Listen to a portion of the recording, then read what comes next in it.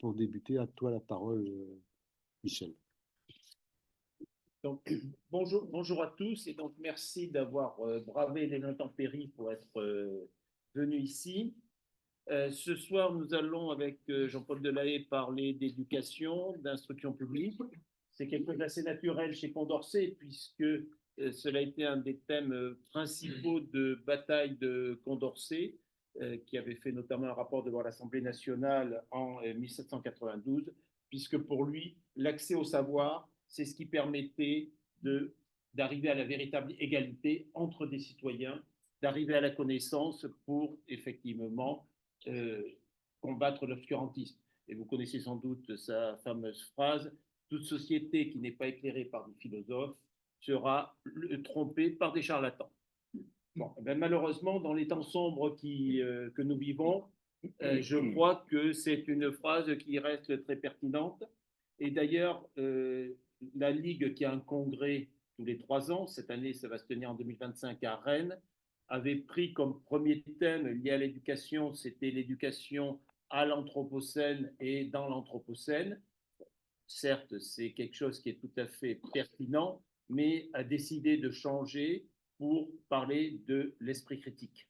Et je crois que c'est actuellement très nécessaire dans notre lutte contre l'extrême droite, les fausses nouvelles. Et d'ailleurs, on a vu encore M. Musk qui commence à parler beaucoup, qui parlait de journalisme citoyen. Alors pour lui, le journalisme citoyen, ben, c'est chacun peut dire ce qui lui passe par la tête sans réfléchir, et tout se vaut. Bien non, tout ne se vaut pas. Et nous allons devoir certainement travailler et nous battre pour montrer, pour démonter toutes ces fausses nouvelles, pour faire en sorte que notre vision du monde soit mieux partagée et mieux enseignée. Bon, je crois que là aussi, dernièrement, je ne sais plus où c'est, qu'il doit y avoir un certain nombre de cours qui sont inspirés de la Bible. Je crois que c'est aux États-Unis, mais bon, ça pourrait peut-être venir aussi en Europe. Dernier point, je pense aussi que l'éducation, c'est peut-être aussi ce qui permettra à l'Europe de tenir ensemble et d'arriver à combattre les empires. Parce que nous sommes sur un modèle qui est assez différent du modèle de la puissance brutale, comme le sont la Russie, potentiellement la Chine. L'Amérique n'a pas toujours été exempte de brutalité, même si c'est une démocratie, d'abord même à l'intérieur, même si c'est une démocratie, et ensuite, vu la façon dont elle a traité l'Amérique latine pendant des décennies ou des siècles, ça montre que les empires sont aussi dangereux. Voilà. En France, de façon plus proche, ben, les inégalités sont encore très nombreuses. Il y a un rapport qui est paru récemment qui dit que 20% des enfants sont en situation de pauvreté, qu'il y a 23% des enfants qui ne mangent pas 3 repas par jour. Donc, ça montre la pertinence du problème.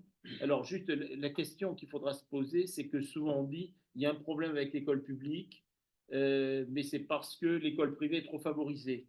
Je pense que c'est vrai, mais je pense qu'aussi on pourra se poser la question, l'école ne peut pas tout non plus. Alors, on a essayé de faire des choses avec le périscolaire, mais aussi, on a vu dans des expériences très anciennes, comme le busing aux États-Unis, donc dans les années 60 ou 70, où on prenait des jeunes noirs qui étaient brillants et on les mettait dans des écoles blanches à 20, 30, 40 km de chez eux.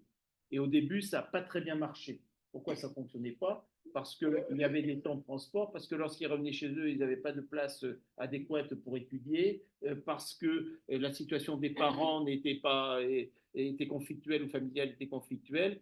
Et alors, bien sûr, la première conclusion nette, c'était de dire, bah, vous voyez, c'est pas de leur faute, mais ils ne peuvent pas. Lorsqu'on a commencé à analyser un peu plus le problème de la pauvreté et la nécessité d'avoir des conditions plus favorables qui étaient au-delà de l'école, on a vu que les résultats étaient tout à fait probants. Et on a même eu un président des États-Unis qui était noir. Voilà. Donc, surtout, ce sont des problèmes qui sont importants, pas faciles à résoudre. C'est facile de faire des analyses, c'est facile de se lamenter, mais ce soir, ce que j'aimerais, parce que Jean-Paul Delahaye a une très grande expérience de cette chose-là, par son vécu personnel aussi d'ailleurs, que nous ayons à la fois des analyses et comprenions ce qui se passe, de creuser la ligne, mais aussi que nous ayons des pistes de solutions pour voir dans quel sens, globalement, nous pourrions essayer d'influer, et puis la Ligue de l'enseignement pourrait aussi essayer d'agir. Merci Jean-Paul, c'est à toi. Merci beaucoup. Merci pour cette invitation. Je vais tourner comme ça. Je pense que c'est Oui, oui, que je fasse. Voilà, oui, là, on n'a pas besoin de nous voir maintenant. Il se trouve que je suis administrateur, moi, d'un cercle Condorcet à Apt, dans le Vaucluse. Donc, voilà, je suis un peu ici chez moi ce soir. Il se trouve que j'ai aussi été vice-président de la Ligue de l'enseignement dans Ségur, en charge de la laïcité il y a quelques années. Donc, ça, voilà, ça me donne l'occasion de renouer avec un passé assez proche et de vous dire que je vous remercie de cette invitation. Voilà. Alors, on va parler d'un sujet qui est un sujet à la fois un sujet dont on parle beaucoup et un sujet sur lequel finalement on peut avoir des idées assez préconçues, pas tellement étayées, et on va essayer ce soir d'aborder ce sujet le plus objectivement possible. Alors je vais m'appuyer sur trois sources, si je puis dire. D'abord le rapport que j'ai rendu en 2015 à Najat Vallaud-Belkacem, La grande pauvreté et réussite scolaire, avec un sous-titre, Le choix de la solidarité pour la réussite de tous. Alors c'est un sujet que je voulais traiter avant de prendre ma retraite, mais voilà, dont je me soucie depuis longtemps. D'ailleurs, au cabinet de Lang, au cabinet de Jack Lang en 2000-2001, j'avais constitué un groupe Grande pauvreté et réussite scolaire, en écho à ce qu'avait déjà fait avant moi Philippe Joutard, Claude Père, les grands prédécesseurs qui avaient travaillé sur ce sujet. Et puis en 2002, avec l'alternance, les nouveaux gouvernants m'ont fait comprendre que ce n'était pas nécessaire de laisser ce groupe Grande pauvreté et réussite scolaire travailler, puisque la pauvreté allait être réglée de toute manière et qu'on n'aurait plus besoin de ce groupe. Donc le groupe a été dissous et j'ai reconstitué d'une certaine manière cela à la suite de ce rapport qui a fait qu'en écho, dans pratiquement toutes les académies aujourd'hui, il y a un groupe académique, Grande pauvreté et réussite scolaire, qui auprès des recteurs continue d'entretenir un peu la flamme et soutiennent des projets qui vont dans le sens de la réussite de tous les élèves. Dans ce rapport, je décris par le menu la situation concrète des enfants et adolescents qui vivent dans des familles connaissant la pauvreté et l'impact que cela a à l'école. Et puis, j'essaie d'amorcer effectivement quelques pistes de solutions, de travaux à conduire qui permettraient d'améliorer les choses. Et en faisant ce rapport, en faisant ce travail, j'y pensais depuis longtemps, j'ai écrit une autobiographie Exception consolante, un grain de pauvre dans la machine, qui retrace effectivement mon propre parcours d'enfant d'une femme de ménage, ouvrière agricole, qui a élevé seule 5 enfants. Et voilà, je raconte cela. Exception consolante, peut-être un mot sur ce titre qui peut vous paraître un peu abscon. C'est une expression de Ferdinand Buisson. Ferdinand Buisson, le collaborateur de Jules Ferry, que tout le monde connaît, qui a dirigé l'instruction primaire pendant 17 ans. Ferdinand Buisson voyait bien que les Républicains avaient posé le premier étage de la fusée de la démocratisation, d'une certaine manière, avec l'instruction primaire gratuite, obligatoire et laïque. Mais le même Ferdinand Buisson, qui est un vrai progressiste, qui a, entre parenthèses, a présidé la Ligue de l'enseignement de 1902 et 1906, au moment même où il était le rapporteur de la commission préparatoire à la loi de séparation des Églises et d'État de 1905. Donc Ferdinand Buisson voyait bien que le deuxième étage, l'enseignement secondaire, il avait du mal à se mettre en place. Et en fait, les Républicains, la gauche, d'une certaine manière, pendant très longtemps, ne réussit pas à démocratiser l'accès à l'enseignement secondaire. Ferdinand Buisson voit très bien cela au début du XXe siècle. Et il dit, bien sûr, on laisse entrer quelques boursiers dans ces lycées. Alors le lycée à l'époque, comme vous ne le savez peut-être pas, le lycée de l'époque, c'est un système éducatif à part entière, complètement coupé de l'instruction primaire. C'est dans ces lycées, on accueille des enfants de maternelle, d'élémentaire, de collège et de lycée, bien sûr. Le lycée, c'est un système éducatif complètement fermé qui accueille essentiellement les enfants de la bourgeoisie, qui est payant. Il sera payant jusque dans les années 1930. Et il accueillera les enfants des petites classes, comme on dit, jusque dans les années 1960. Donc le lycée à la peau dure, hein, le lycée napoléonien, très conservateur, bourgeois, à la peau dure, il l'a encore un tout petit peu aujourd'hui, on pourra en parler. Et donc on laisse entrer quelques boursiers, des exceptions, disait Ferdinand Buisson, venus du peuple. Exception consolante parce qu'il avait de l'humour, parce que ça nous console, ces enfants boursiers qui entrent dans le lycée, des injustices que nous avons laissées dans la société. On se console, on en laisse entrer quelques-uns, on les monte un peu en épingle, on fait des alibis pour que le reste ne change pas. Exception consolante. Et puis, à l'occasion des présidentielles de 2022, j'ai commis un essai qui s'intitule L'école n'est pas faite pour les pauvres, qui résume un peu tout ce que je sais sur le sujet, et puis avec mon expérience de directeur général de l'enseignement scolaire de 2012 à 2014. Donc, j'ai fait avec ce titre provoquant, volontairement provoquant, mais avec un sous-titre pour une école république et fraternelle. Pour une école républicaine, pardon, et fraternelle. Fraternelle, le mot, évidemment, n'est pas ici au hasard. Au passage, j'ai 2 ou 3 ouvrages, hein, si ça intéresse des participants, ça sera très volontiers. Fraternelle, en effet, parce que, alors, on ne peut pas imaginer une démocratie sans fraternité, d'une certaine manière. Et ça, c'est Antoine de Saint-Exupéry qui le dit de façon très claire, très nette, hein, très brutale. Une démocratie, c'est une fraternité, sinon c'est une imposture. Donc ça doit évidemment nous amener à réfléchir sur ce qui nous attend si nous ne parvenons pas à faire de cette fraternité une véritable réalité. Alors, Michel a parlé de Condorcet, une école pour la réussite de tous, bien sûr, la réussite de tous à l'école, mais la réussite de tous à l'école, c'est d'une certaine manière aussi la réussite de notre projet républicain. Liberté, égalité, fraternité. Si on ne fait pas réussir l'ensemble des élèves, et surtout si on ne fait pas réussir ceux qui sont issus des milieux les plus populaires, on a un tout petit peu de mal avec la devise républicaine. Et on aura donc un tout petit peu de mal à maintenir solide le pacte républicain. Et tu as parlé de Condorcet. Bon, évidemment, moi j'aime bien Condorcet, j'ai écrit quelques petites choses sur lui. Et il a dit très bien les choses, lui, dans son premier mémoire sur l'instruction publique, hein, 1791. Et ces textes sont encore accessibles hein, en livre de poche, ça peut traîner encore chez certains libraires. Et donc voilà ce que nous dit Condorcet en 1791. Une constitution vraiment libre où toutes les classes de la société jouissent des mêmes droits. Vous remarquerez que Condorcet ne parle pas d'égalité des chances. Hein. Heureusement. Et ça ne lui venait même pas d'ailleurs à l'esprit. Hein. L'égalité des chances de la Française des Jeux pour ça. Bon. Toutes les classes de la société jouissent des mêmes droits, ne peut subsister que si l'ignorance d'une partie des citoyens ne leur permet pas d'en connaître la nature et les limites, les oblige à se prononcer sur ce qu'ils ne connaissent pas, de choisir quand ils ne peuvent juger. Une telle constitution se détruirait d'elle-même après quelques orages et dégénérerait en une de ces formes de gouvernement qui ne peuvent conserver la paix au milieu d'un peuple ignorant et corrompu. Alors, autrement dit, on a tous intérêt à ce qu'il y ait la réussite de tous à l'école.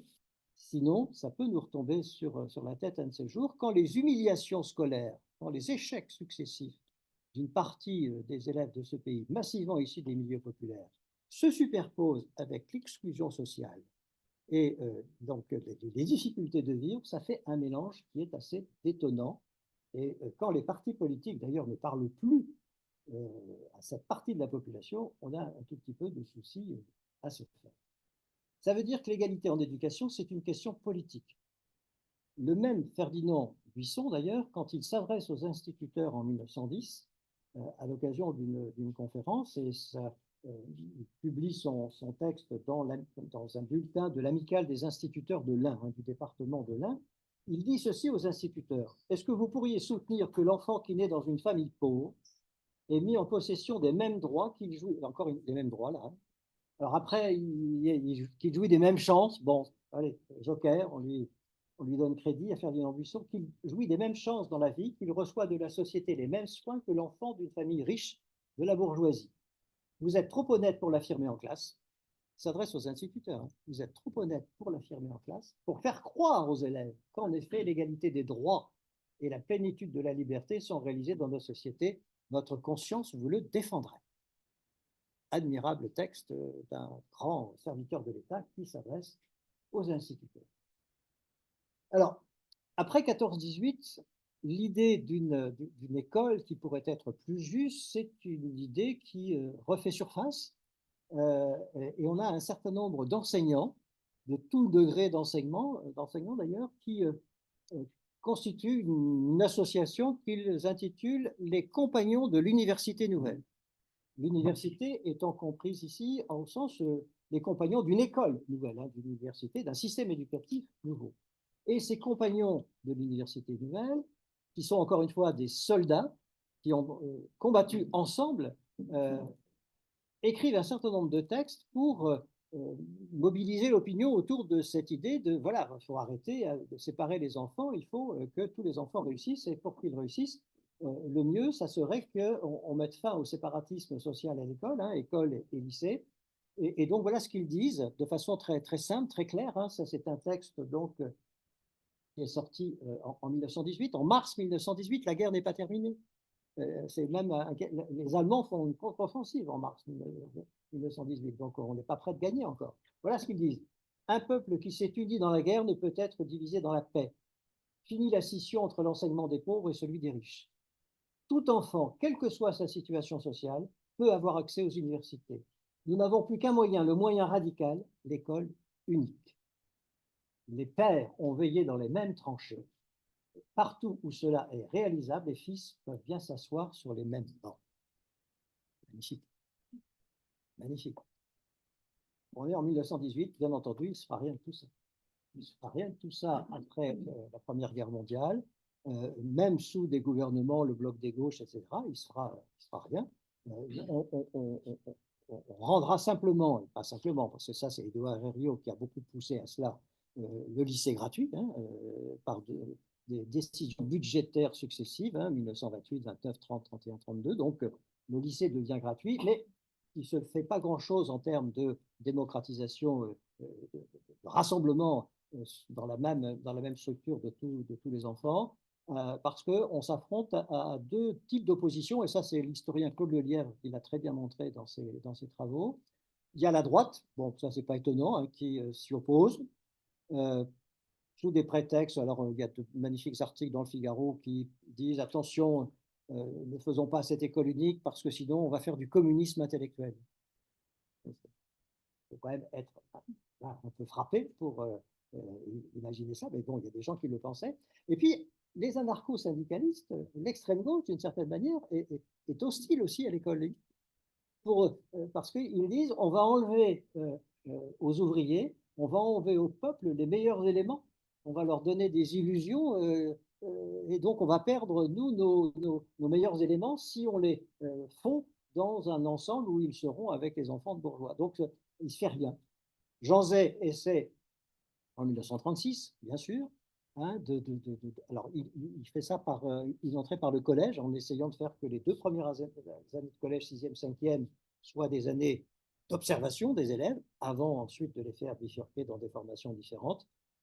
Malgré la Chambre du Front populaire, il ne parvient pas à faire passer cette idée, c'est-à-dire qu'il y a aussi une hostilité à gauche dans la démocratisation, on pourra en parler tout à l'heure.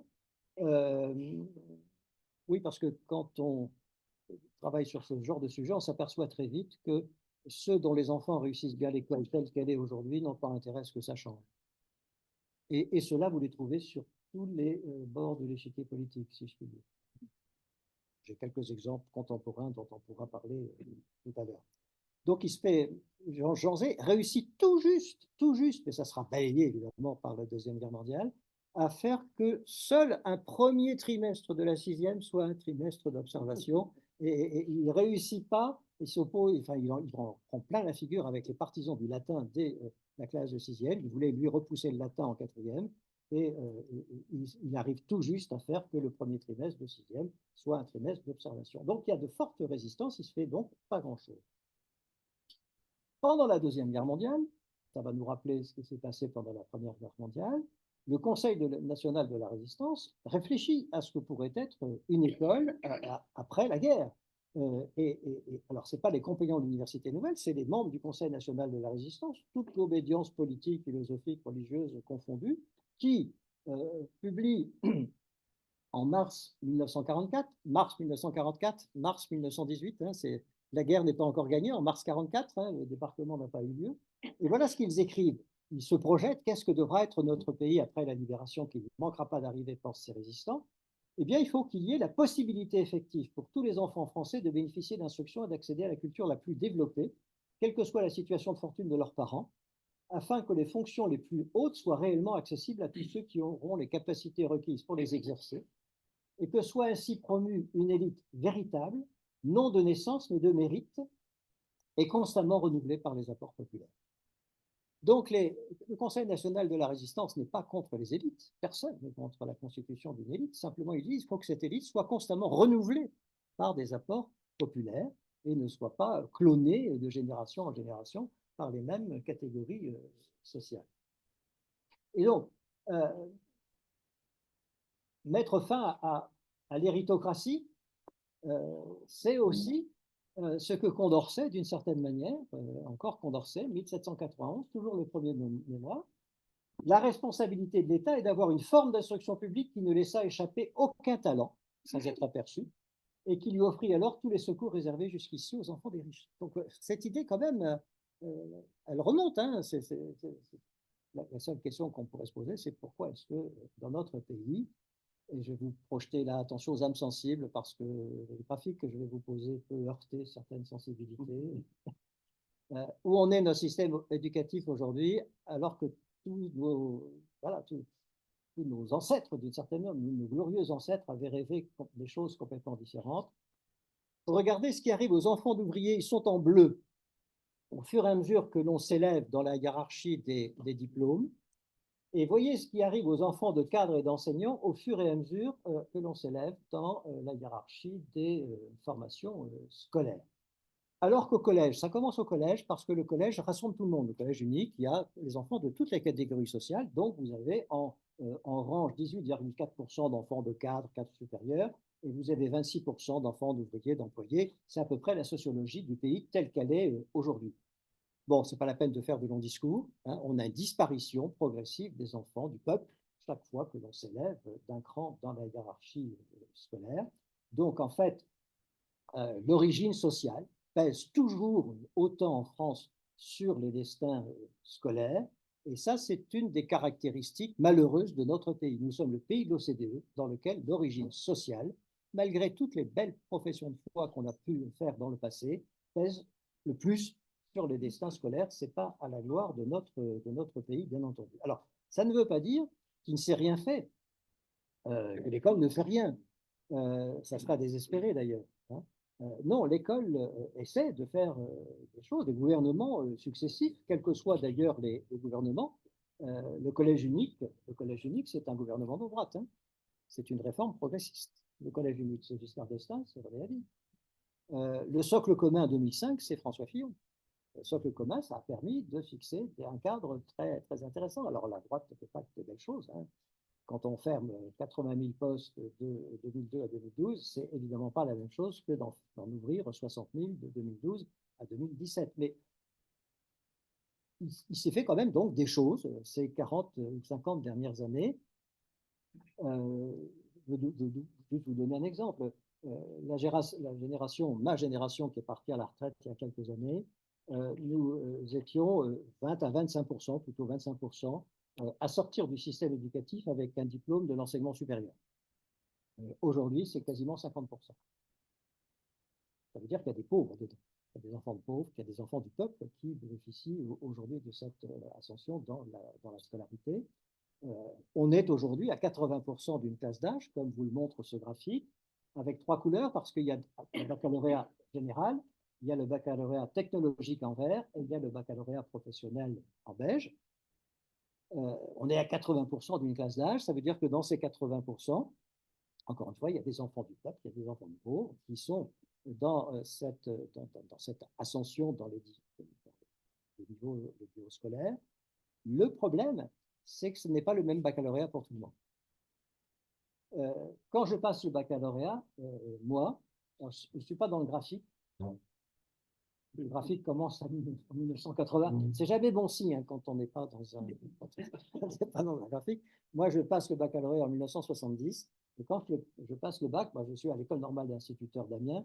Je n'ai pas été instituteur, mais l'école normale, ça a été pour moi la seule façon d'avoir un enseignement gratuit, seconde, première, terminale, pour passer le bac. Et ensuite, grâce à mon directeur d'école normale, entrer dans l'enseignement supérieur via le centre PEGC. Donc, quand je passe le bac, je ne peux passer que le bac général, il n'y a que lui qui existe, avec A, B, C, D, E, je ne sais pas si vous vous souvenez, les anciens, les anciennes. Autrement dit, quand un enfant de pauvre, comme moi, passe le baccalauréat en 1970, il ne peut passer que le baccalauréat général, il n'y a que lui qui existe. En 1965, le général de Gaulle, et c'est une très belle initiative, crée le baccalauréat technologique avec deux branches, tertiaire, industrielle, et parce qu'il voulait moderniser le pays et il voyait bien qu'il y avait un maillon manquant dans la formation des citoyens. Donc, il fallait former des ingénieurs, il fallait former des techniciens, et donc ce baccalauréat technologique, ça a été sa vocation. Les premières générations sortent de ce baccalauréat technologique. Alors, il est créé en 65, il y a eu un petit moment d'adaptation du système, etc. Donc, les premières générations sortent quasiment au moment où moi, je passe le baccalauréat en général. Et vous voyez qu'en vert, il s'inscrit très vite dans le paysage, ce baccalauréat technologique. On est aujourd'hui à 15,7% de bacheliers technologiques dans notre pays. Alors c'est une très bonne nouvelle parce que ça a permis de moderniser notre pays. Pour les enfants du peuple, ça n'a pas été vraiment une bonne nouvelle parce que c'est eux qu'on a essentiellement adressé dans le baccalauréat technologique, assez peu d'enfants de notaires, d'enseignants, de médecins et autres. Donc, d'une certaine manière, le baccalauréat technologique a permis aux enfants de la bourgeoisie, alors qu'elle soit financière ou intellectuelle, et je mets le monde enseignant là-dedans, la création du bac techno a permis à ces milieux-là plutôt favorisés de se réserver la voie générale pour leurs enfants. En 1985, là je suis au ministère auprès de Jean-Pierre Chevènement, je ne suis pas directement auprès de Jean-Pierre Chevènement, je suis à la direction des écoles, mais on y travaille ensemble. Il crée le baccalauréat professionnel, formidable innovation. Il en prend plein la figure, Jean-Pierre Chevènement, parce que il y a des gens qui lui disent, vous ne pensez pas, vous allez donner le baccalauréat à un menuisier, à un chauffeur routier, à un chaudronnier. Chevènement dit, oui, on va leur donner un enseignement général supérieur, une formation en 4 ans, et évidemment, il y aura aussi une formation professionnelle, et on va former, alors ce que déjà René Goblet, au XIXe siècle, appelait les sous-officiers d'industrie, c'est-à-dire que ça fait très longtemps qu'on comprenait dans notre pays qu'il manquait quelque chose pour encadrer des groupes d'employés, des groupes d'ouvriers, ce qu'ils appelaient les sous-officiers de l'industrie, et qu'on appelle aujourd'hui les cadres intermédiaires, les contremaîtres, etc. Et donc, le bac professionnel trouve très vite sa place. Et aujourd'hui, vous voyez qu'il y a 20% de bacheliers professionnels, c'est-à-dire ils sont plus nombreux que les bacheliers technologiques. Formidable progrès que ça a permis dans l'amélioration, l'élévation du niveau de formation des jeunes de ce pays. Très bonne nouvelle donc pour notre pays, un peu moins bonne nouvelle pour les enfants du peuple, parce que alors là, c'est carrément eux que l'on va quasiment et exclusivement orienter dans l'enseignement professionnel. Donc, aujourd'hui, par exemple, 70% des enfants d'ouvriers, d'employés, etc., passent un baccalauréat ou technologique ou professionnel. 75% des enfants de cadres et d'enseignants passent un baccalauréat général. Ma mère disait, on ne mélange pas les torchons et les serpentes. Donc, on est vraiment là dans un déplacement des inégalités, une élévation générale du niveau de formation. Alors, on pourra en reparler, on n'aura pas le temps, mais une élévation générale, collective du niveau de formation, qui ne s'accompagne pas forcément d'une élévation du niveau de formation individuelle. On parlera, le niveau d'orthographe, le niveau de ceci, etc. Enfin bon, c'est intéressant de voir que cette élévation collective, voilà, on a un petit peu du mal à la construire avec une élévation systématique du niveau de formation individuelle. Donc on est bien dans une démocratisation qui a été réelle, démographique, mais aussi qualitative, parce qu'encore une fois, dans les bacheliers généraux, il y a quand même des enfants du peuple. Mais on a une démocratisation qui a été différenciée, les inégalités se sont déplacées. Alors évidemment, quand ça touche les enfants les plus défavorisés, Michel, tu as dit 20%, oui, on va entrer un petit peu dans le détail là. Pour les enfants de pauvres, évidemment, ça c'est une difficulté particulière d'entrer dans un système éducatif qui est aussi sélectif et qui finalement n'arrive pas à concevoir cette école unique qu'on appelle de nos jours. Alors, ils sont combien ces enfants et ces adolescents? Aujourd'hui, dans notre pays, vous savez comment on calcule la pauvreté, hein, c'est un seuil de pauvreté, c'est-à-dire, et c'est un calcul qui est mondial, tous les pays font comme cela, on est pauvre dans un pays quand on dispose pour vivre de moins de 60% du revenu médian. Le revenu médian, ce n'est pas la moyenne de revenus, c'est le niveau de revenu à partir duquel la moitié d'un pays gagne plus, la moitié d'un pays gagne moins. Donc c'est ça le niveau médian. Et le niveau médian aujourd'hui en France, c'est 1800 et quelques euros. Donc 60% du revenu médian, c'est ne pas avoir plus de 1216 euros par mois pour vivre par personne. Ça touche environ 10 millions de citoyennes et citoyens. Et comme ils ont des enfants, on a dans nos écoles, collèges et lycées 3 millions.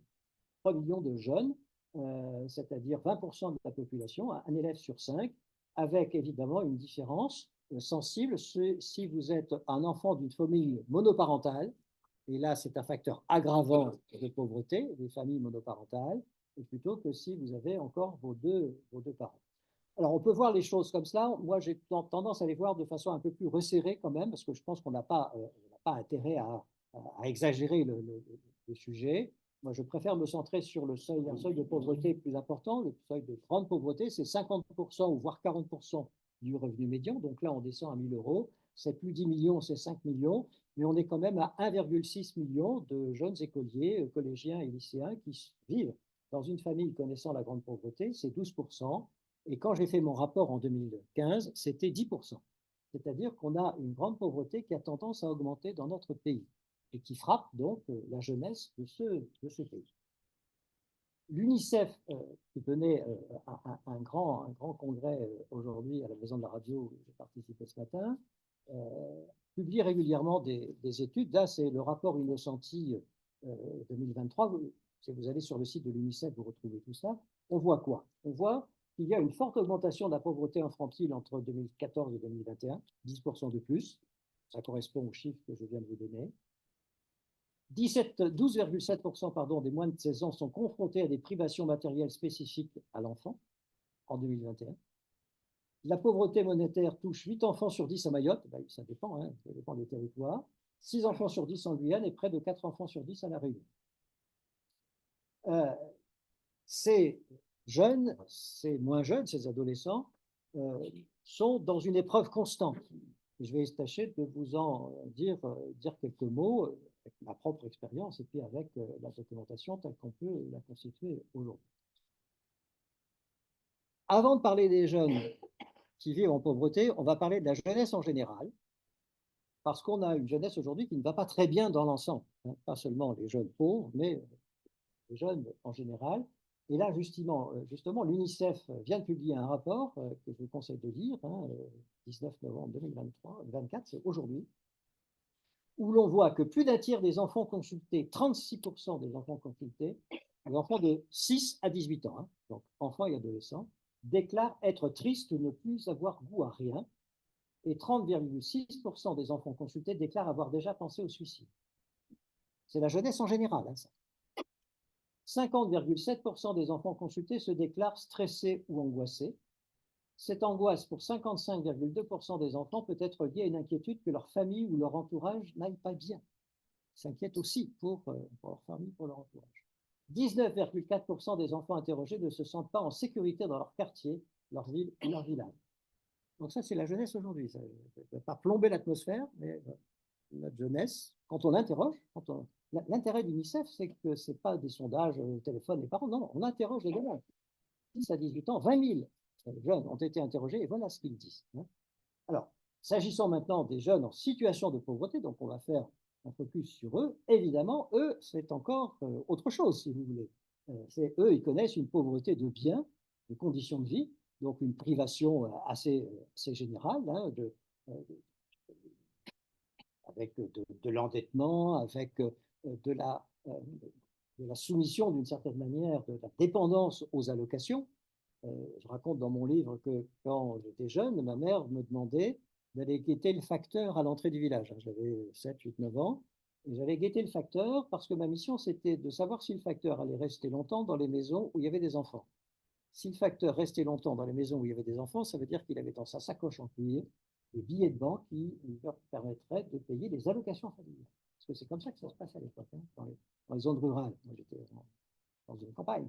Et donc, si c'était le cas, je revenais très vite à la maison dire à ma mère, bonne nouvelle, il s'arrête ici, il s'arrête là, ça veut dire qu'il a les allocations dans sa sacoche et on va aller pouvoir payer nos dettes à l'épicerie. Aujourd'hui, c'est la même chose pour le RSA, c'est la même chose pour un certain nombre d'aides, dépendance aux allocations. Pauvreté de liens aussi, ce n'est pas seulement des biens, c'est des liens. Sentiment de vivre à part, hein, de ne pas vivre avec les autres. On parlera de la mixité sociale complètement absente dans certains territoires tout à l'heure. Le sentiment de ne pas pouvoir participer à la vie en société, de ne pas se sentir utile, de moins partir en vacances, de moins recevoir des amis. Comment je peux recevoir des amis dans un hôtel social, dans un logement insalubre?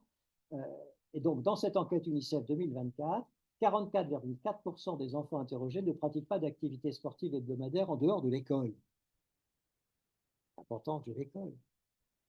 Si le service public d'éducation ne fournit pas ce service d'activité sportive hebdomadaire, eh ben, ça ne se fera pas. Tout le monde n'a pas les moyens d'aller s'inscrire au club de tennis, au club de basket, etc. Des difficultés pour se nourrir. Oui, le Secours populaire a publié une enquête en novembre 2022. 11% des Français sondés n'ont pas pu payer la cantine de leur enfant dans les 6 derniers mois. Ça correspond à peu près au chiffre que je vous ai donné, hein, de cette grande pauvreté. Et alors, l'enquête UNICEF 2024, que j'ai actualisée là, dans mon tableau cet après-midi, 23% des enfants déclarent manger moins de 3 repas par jour. C'est-à-dire l'importance de la restauration scolaire, de la cantine scolaire, des repas à 1 euro, parce que c'est au moins un repas qui se fera. Comment? Ça, c'est 23% de tous les enfants. Oui, oui, pardon. Oui, faites bien de poser la question. Oui, 23% de tous les enfants. Des difficultés pour se loger.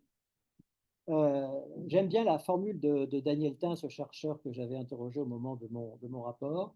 Les jeunes n'ont pas d'espace à leur domicile pour faire vivre ce qu'ils apprennent à l'école. Comment je peux faire vivre chez moi ce que j'apprends à l'école dans une chambre de 9 mètres carrés où on vit à 6 dans un hôtel social et dont je déménagerai d'ailleurs dans 8 jours, dans 10 jours, je ne sais pas où j'irai, dans un logement surpeuplé, insalubre, sans espace à moi, sans ordinateur. Enfin, vous voyez bien toutes les difficultés là. Des difficultés pour s'habiller, oui, en fonction de la saison, en fonction de son âge. Dans l'enquête UNICEF, il y a un pourcentage important, une vingtaine de pourcents d'enfants qui disent, moi, j'ai pas plus d'une paire de chaussures. J'en ai qu'une. Il n'y a pas 2, 3, 4, 5, j'en ai qu'une. C'est le problème que j'ai rencontré moi dans ma jeunesse, hein, quand je vais après à Vol-Normal, moi j'étais ce boursier dans le lycée de Bourgeois d'Abbeville. Je peux vous dire que c'était pas facile pour moi de soutenir un peu la comparaison avec mes camarades. La chance que j'ai eue, c'est que dans mon village, l'institutrice et l'instituteur avaient un fils qui avait 2 ans de plus que moi. Et 2 fois par an, avec ma mère, on allait dans le logement de fonction des instituts et on procédait à une séance d'essayage des manteaux, pantalons, pulls, vestes, etc. Et je repartais avec mon paquet d'habits et ça me permettait de soutenir la comparaison avec mes copains du lycée d'Abbeville, d'autant plus que les enseignants de l'époque achetaient les habits de leurs enfants et leurs habits pour eux-mêmes aussi au catalogue Canif. Et que c'était plutôt de bonne qualité. Des difficultés pour se soigner? Oui. Dans l'enquête UNICEF là, que j'ai pris là, cet après-midi, 15,5% des jeunes de 6 à 18 ans, donc tous les jeunes, disent qu'ils ne vont jamais chez le dentiste, ou moins d'une fois tous les 3 ans. Comment je peux apprendre sereinement, tranquillement, si je ne vois pas bien clair, si je n'entends pas bien, ici, si je ne peux pas faire soigner mes dents? Il y a un président de la République, hein, vous savez, qui avait parlé des sans-dents. Hein. On s'est un peu moqué de lui, il avait dit sans doute de façon un peu maladroite, mais c'est un signe de pauvreté. Oui, bien sûr, bien sûr. Soyez un peu attentifs, regardez, oui, bien sûr. Le premier dentiste que j'ai vu, moi, c'est quand j'avais 20 ans, avec mon premier traitement d'élève professeur. Et je me suis fait engueuler par le dentiste qui pensait que j'avais été négligent dans ma jeunesse pour ne pas soigner mes dents. Ah non, vous n'avez pas d'argent. C'est aussi simple, tout simple que ça. Des difficultés pour payer les fournitures, pour payer la coopérative, pour payer les sorties scolaires. Je n'insiste pas, vous voyez bien qu'on a un certain nombre d'élèves qui ont beaucoup de difficultés pour des raisons strictement sociales d'entrer dans les apprentissages. Vous avez aussi 330 000 enfants, ça c'est l'UNICEF qui a publié ce chiffre, qui déclarent, quand on les interroge, qu'ils ne sont pas scolarisés. On a 2,8% de la jeunesse qui n'est pas scolarisée. Alors, pas seulement des enfants étrangers. Hein. Voilà, on a une partie de la jeunesse, pas beaucoup, mais quand même 330 000 sur les 12 millions, qui passent sous les radars. Si on fait le résumé, et encore une fois, c'est tout frais, moi j'écris ça dans ce qui est sorti cet après-midi, l'enquête UNICEF, qui s'appelle Consultation nationale des 6-18 ans, montre l'ampleur des privations subies par certains enfants. Par exemple, vous avez des privations d'activités culturelles en dehors de l'école. Vous avez 70% des enfants, des jeunes des quartiers de politique de la ville qui disent, nous, en dehors de l'école, on n'a pas de pratique culturelle. C'est 65% dans le reste de la population. C'est-à-dire que l'image du théâtre, du cinéma, que les enfants, des intellectuels, etc., fréquentent régulièrement, c'est une image qui est très réduite. Hein. Ça correspond à 30, 35, 40% de la population scolaire. Des privations d'activités sportives en dehors de l'école, des privations de soins dentaires, des privations matérielles, privations d'ordinateurs, privations d'espace pour faire ses devoirs à la maison. Ça fait la synthèse de tout ce que je viens de vous dire. Privation d'invitation d'amis à la maison. Comment je peux inviter des amis? Alors, sur les sorties scolaires, par exemple, ça, c'est quelque chose que j'ai vécu, hein, mais que vivent encore certains collégiens ou certains lycéens aujourd'hui. Quand vous faites un appariement entre un lycée espagnol et un lycée français, et que les jeunes lycéens français vont dans les familles espagnoles, comment on fait pour recevoir la correspondante ou le correspondant espagnol dans un logement insalubre, dans un hôtel social? Et donc, vous avez des enfants qui, d'une certaine manière, des familles qui s'autocensurent et qui disent bah, non, on ne va pas faire ça parce qu'on ne pourra pas recevoir. Dans ce tableau, pas très clair, hein, sombre, que je brosse, évidemment, l'école n'est pas responsable de tout. Ce n'est pas l'école qui est responsable de l'exclusion, du chômage, de la ghettoisation de certains territoires, du fait que quand aujourd'hui on est un travailleur, on peut être un travailleur pauvre. Ce n'est pas l'école qui est responsable de cela. D'ailleurs, la Cour des comptes, ce n'est pas des dangereux révolutionnaires, ils ont fait un rapport en 2018 sur l'éducation prioritaire et ils disent oui, il y a encore des problèmes en éducation prioritaire, oui, mais ils disent le poids des facteurs exogènes susceptibles de contrarier les effets positifs de la politique publique ne doit pas être négligé. J'étais inspecteur d'académie en Seine-Saint-Denis. Quand vous voyez que les familles qui commencent à sortir la tête de l'eau, qui retrouvent du travail, n'ont qu'une hâte, c'est de quitter la Seine-Saint-Denis et d'aller voir ailleurs, en Seine-et-Marne ou autre, et qu'elles sont immédiatement remplacées par des familles à plus grande difficulté, on voit le poids des facteurs exogènes pour améliorer les résultats des élèves de Seine-Saint-Denis. Et Jean Jaurès, en 1906, le disait déjà, quiconque ne rattache pas le problème scolaire, ou plutôt le problème de l'éducation, à l'ensemble du problème social, se condamne à des efforts ou à des rêves stériles. C'est-à-dire que, encore une fois, voilà. C'est pour ça que c'est un problème politique, c'est un problème de citoyen. Alors, malgré tout, l'école a ses propres responsabilités. Et là, je vais aller assez vite pour qu'on ait un petit peu de temps pour discuter. Oui, on a des leviers, mais ces leviers sont insuffisants. Où sont les assistants sociaux? On en a, mais pas beaucoup. Où sont les infirmiers? Où sont les médecins? Robin Reda, qui est un député de Renaissance, qui est maintenant au cabinet de la ministre, a publié, quand il était député, un rapport sur la médecine scolaire. Et lui, il l'écrit de façon très claire, 8 enfants sur 10 n'ont jamais vu de médecin scolaire. Bon, donc pour les enfants dont on vient de parler, évidemment, c'est un problème quand le service public d'éducation ne peut pas remplir sa mission. Malgré la Constitution, autre point, l'école n'est pas gratuite. Et non, l'école n'est pas encore gratuite. On pourra parler des fournitures, on pourra parler d'autres choses, des sorties scolaires, de la restauration, donc c'est quand même un sujet, ça. Le montant des bourses, il y a des bourses, oui, bien sûr, il reste insuffisant, malgré des revalorisations. Alors, à la suite de mon rapport en 2016 et puis en 2022, donc tout gouvernement confondu, très bien, on a augmenté les bourses, mais la bourse maximum aujourd'hui d'un collégien le plus pauvre des plus pauvres est de 457 € par an. Par an. Oui. par an. Par an. Ah, mais j'ai toujours un petit succès quand je dis par an. Oui, par an. Bon. Quand les bourses ne sont pas suffisantes, comme elles ne sont pas suffisantes, depuis maintenant une bonne vingtaine d'années, on attribue au budget des collèges et des lycées, ça n'existe pas dans les écoles, des fonds sociaux. C'est-à-dire c'est de l'argent, espèce sonnante et trébuchante, qui tombe sur le budget des établissements. Et les chefs d'établissement, avec une petite équipe, assistant social quand il y en a un, CPE, etc., profs engagés, forment une petite commission et repèrent les élèves qui pourraient avoir des besoins, sont attentifs, sont à l'écoute et utilisent cet argent pour payer la tenue de sport, compléter ce qu'il faut payer pour la sortie scolaire, etc., etc.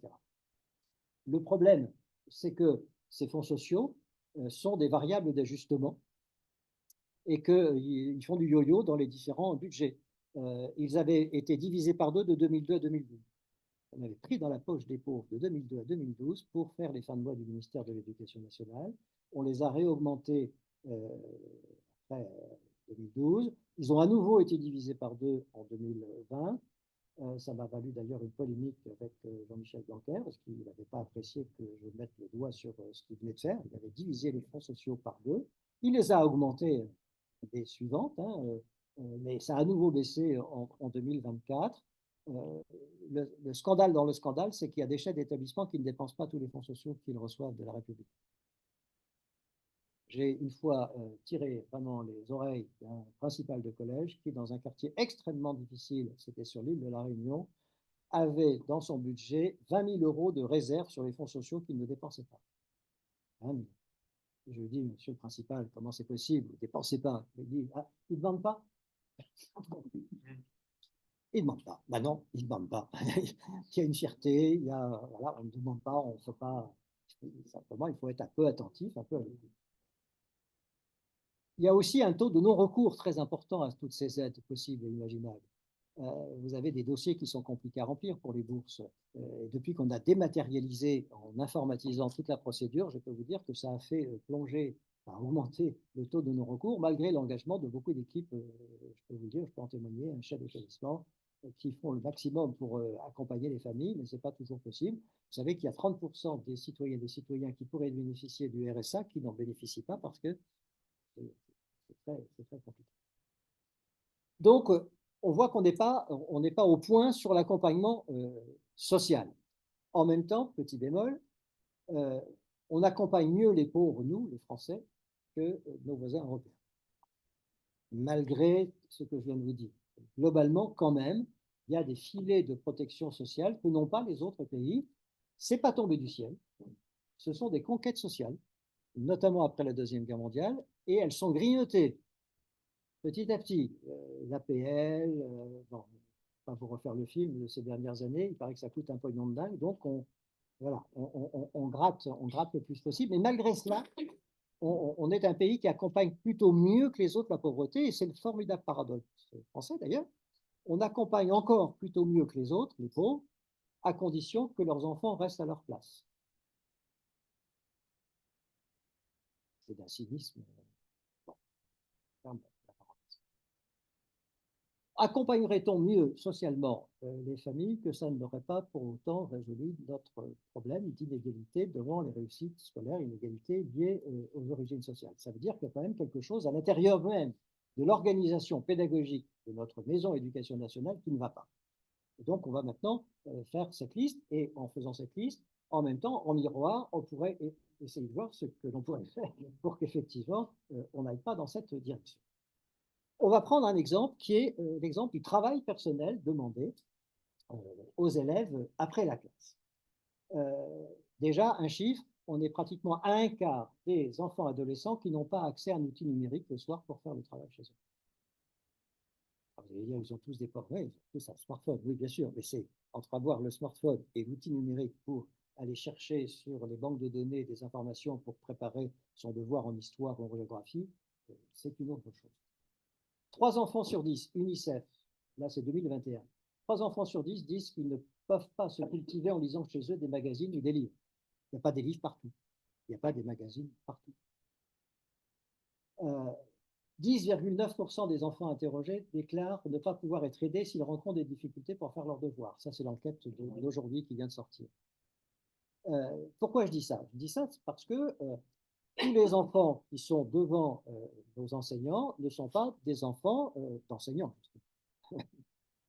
avec une bibliothèque chez soi, avec un accompagnement possible pour faire les devoirs. Et donc, nous devons, dans le service public d'éducation, faire en sorte que des choses puissent être organisées pour ces enfants-là. Or, l'ADEP, qui est la direction d'évaluation officielle de notre ministère, a publié une statistique en 2021 qui disent que 58%, 58,5% des enfants rencontrent des difficultés pour faire leurs devoirs. Donc, UNICEF, DEP, on voit bien qu'il y a un problème là pour faire les devoirs à la maison le soir.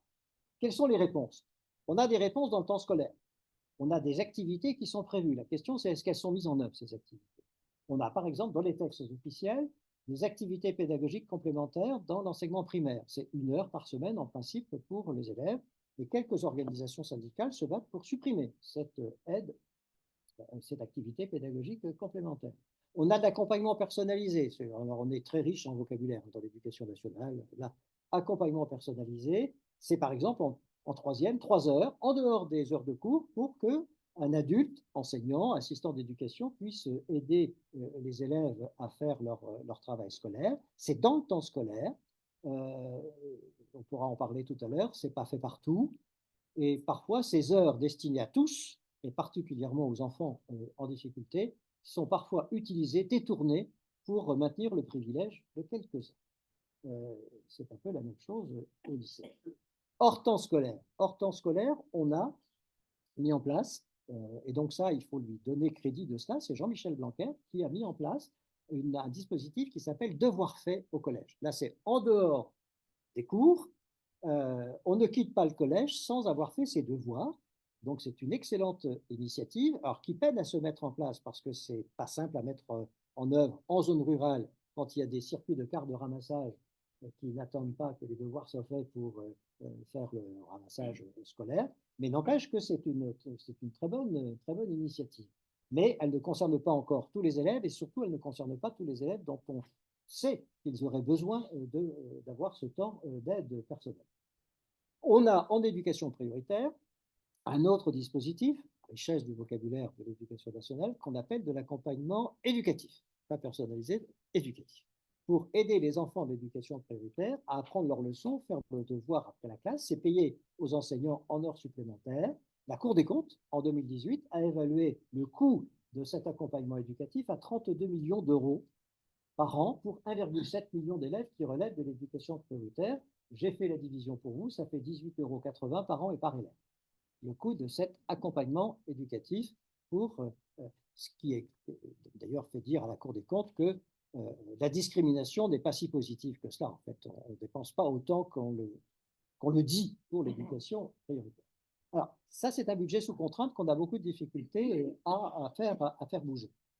On a un autre accompagnement éducatif organisé dans le système éducatif qui, lui, n'a pas de contrainte budgétaire.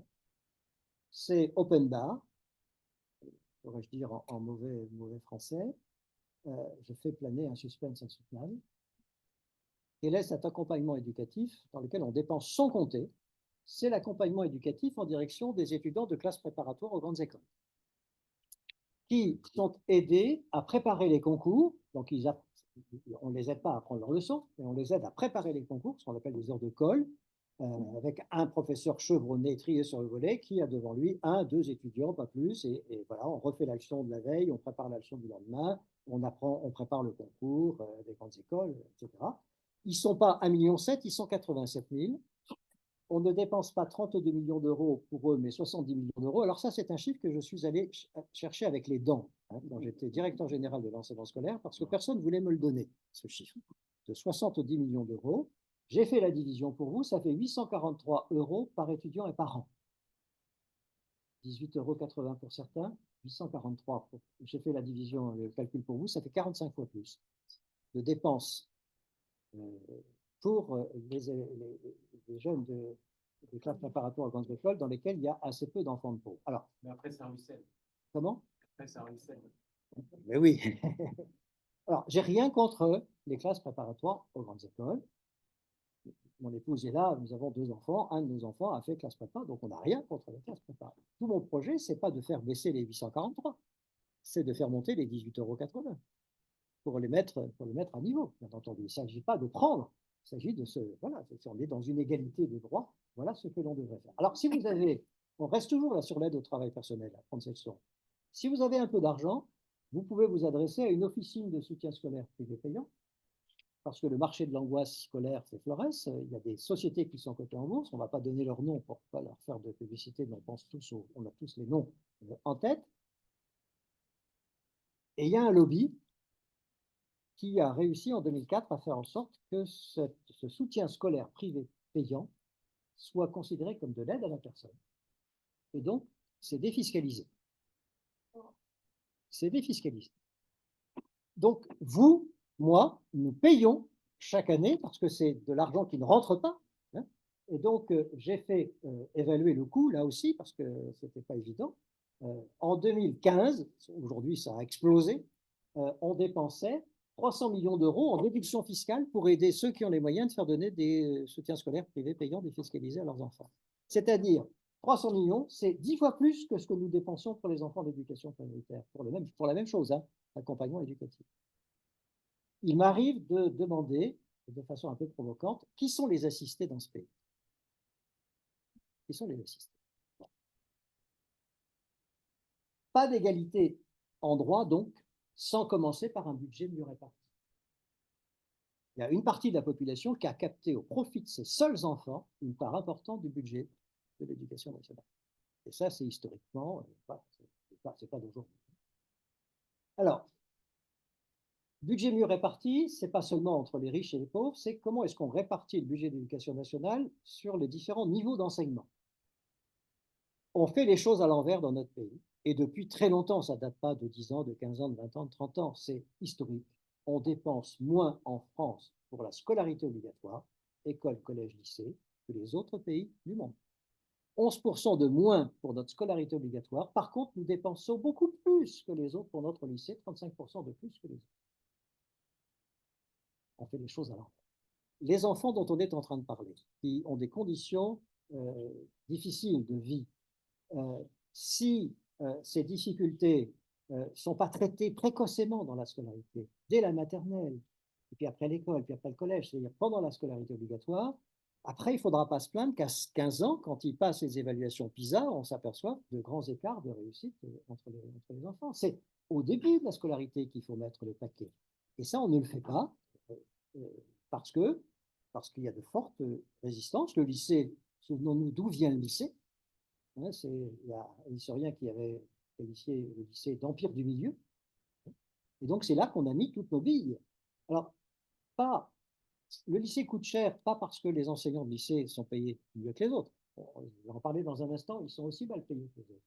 Le lycée français coûte cher, c'est parce qu'on y a amassé un empilement de connaissances, d'options, de sous-options absolument infernales, qui fait que le lycéen français est le lycéen le plus chargé au monde en heures de cours, pour pouvoir se distinguer.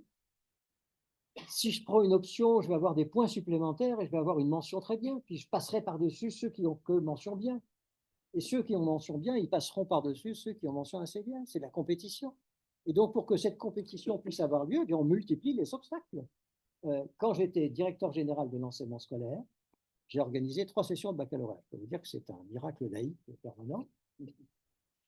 Je devais organiser en langue vivante 52 examens en 52 langues différentes. Parce qu'en France, on a le droit de choisir 52 langues différentes pour sa deuxième ou sa troisième. Et il faut s'organiser. Et ça coûte. Là, pour le coup, ça coûte un pognon de balle. Ça coûte très cher. Donc, on fait les choses à l'envers. Et donc, une des priorités, bon sang, c'est priorité à la scolarité obligatoire. Et dans cette priorité à l'école primaire. Alors, avec Vincent Payon en 2013, on a, parce qu'on avait les moyens donnés par les créations de postes, pour la première fois, essayé de renverser la perspective en donnant davantage de moyens à l'école primaire, plus de maîtres que de classe, etc. Jean-Michel Blanquer, en 2017, il n'a pas du tout renié cette priorité. Il a simplement transformé les plus de maîtres que de classe en classes dédoublées. Bon, mais on prend, hein, chaque fois qu'on met des moyens supplémentaires à l'école primaire, ça va très bien, bien sûr. On a l'éducation prioritaire, bien sûr, depuis 1980, mais j'ai déjà commencé à vous dire que on ne met pas suffisamment de moyens pour ceux qui en ont le plus besoin. Donc la discrimination positive, et ce n'est pas moi qui le dis, c'est la Cour des comptes, hein, donc moi je me réfugie derrière la Cour des comptes 2018, la discrimination n'est pas si positive qu'on le dit. Les jeunes de milieux populaires qui parviennent à l'université coûtent à la nation, hein, puisque c'est un étudiant de plus, 11 190 € par an, c'est ça le coût d'un étudiant à l'université. Et donc, quand un enfant de milieu populaire entre à l'université, voilà ce qu'il coûte. Revenons un instant aux étudiants de classe préparatoire aux grandes écoles, ils coûtent, eux, 17 260 €, c'est-à-dire 54% de plus. Et c'est sur le budget de l'enseignement scolaire, hein, ce n'est pas sur le budget de l'université, les classes préparatoires. Ça aussi, je l'ai mis en évidence quand je suis arrivé à la DGESCO, parce que tout le monde s'imaginait que c'était l'enseignement supérieur qui payait les classes prépa. Non, c'est les moyens de l'enseignement secondaire. Autrement dit, c'est piqué sur les collèges, par exemple, aussi. C'est parce que les classes prépa coûtent autant au budget de l'enseignement scolaire qu'on n'a pas les moyens suffisants pour les collèges. Alors, Thomas Piketty, lui, il a dit les choses de façon encore plus carrée que moi. Il a écrit un livre magnifique qui s'appelle Une brève histoire de l'égalité au seuil en 2021. Et il montre qu'après la classe de troisième, selon la durée des études, certains enfants des milieux favorisés intellectuels bénéficient du budget d'éducation nationale, entre 3 et 4 fois plus que les enfants des milieux populaires. Un enfant de milieu populaire qui, après la troisième, passe son bac pro et va sur le marché du travail, il va coûter 30, 32, 33 000 € à la nation. Un enfant de cadre, d'enseignant, qui après la classe de troisième enfile ses 3 années de lycée général, ses 2 années de classe prépa et va jusqu'au master 2, il coûtera entre 3 et 4 fois plus à la nation. C'est une autre façon de voir les choses. Ce budget d'éducation nationale, bien sûr qu'il augmente. C'est la courbe noire là, qui monte depuis 1980.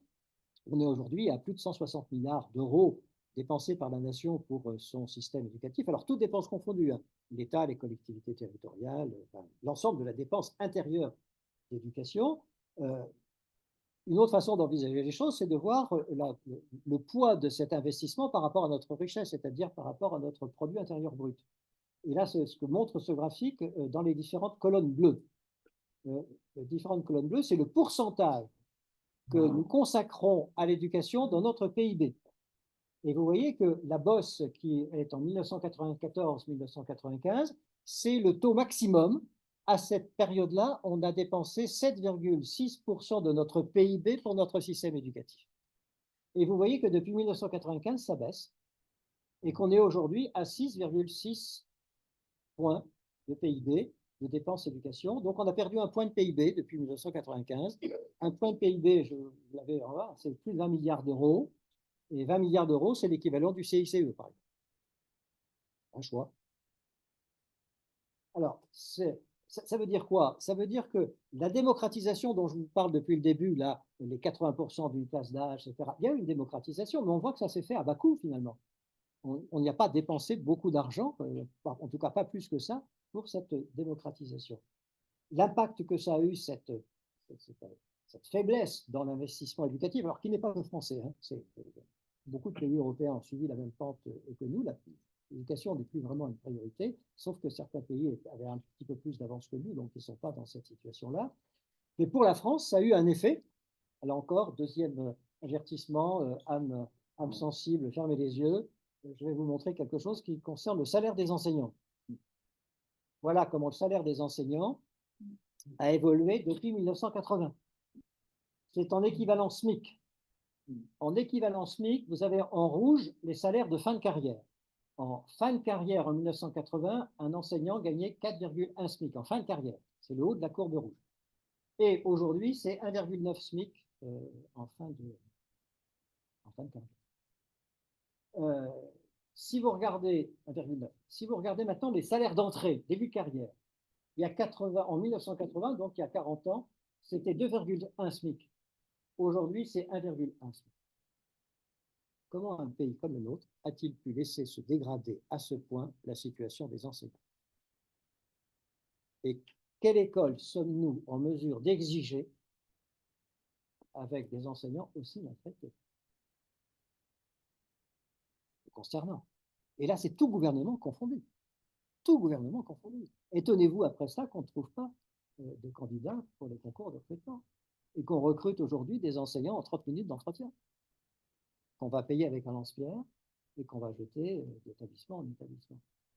La situation française, de ce point de vue, si vous regardez dans l'ensemble des pays de l'OCDE, nous sommes tout en bas, il n'y a que l'Italie qui fait plus mal que nous. Les Allemands sont payés 2 fois plus. On ne parle pas du Luxembourg, ne rêvons pas. Mais si on voulait ramener le salaire des enseignants français à la moyenne des pays européens, il faudrait, je l'ai calculé dans mon ouvrage, qu'ils soient payés entre 4 et 6 000 euros de plus chaque année. C'est-à-dire l'équivalent de 5 à 600 euros par mois de plus. Si on voulait les ramener à la moyenne, hein, pas aux Allemands, hein, à la moyenne. Ces enseignants, on va passer parce que ils sont aussi très mal formés. En formation initiale, on a beaucoup de difficultés à faire beaucoup plus qu'une formation théorique, académique, universitaire, qui est très bonne. D'ailleurs, dans d'autres pays, on a des enseignants qui, sur le plan universitaire, sont mieux formés que leurs collègues européens, mais sur le plan pédagogique, ils sont beaucoup moins formés que leurs collègues européens. Et donc là, on a beaucoup de difficultés à outiller nos enseignants, à diversifier leurs pratiques pédagogiques, parce que quand on a des publics hétérogènes, quand on a des élèves en difficulté, il faut avoir une palette d'outils la plus diversifiée possible, et on a une formation initiale en France qui est très défaillante de ce point de vue. Ne parlons pas de la formation continue, elle est complètement sinistrée.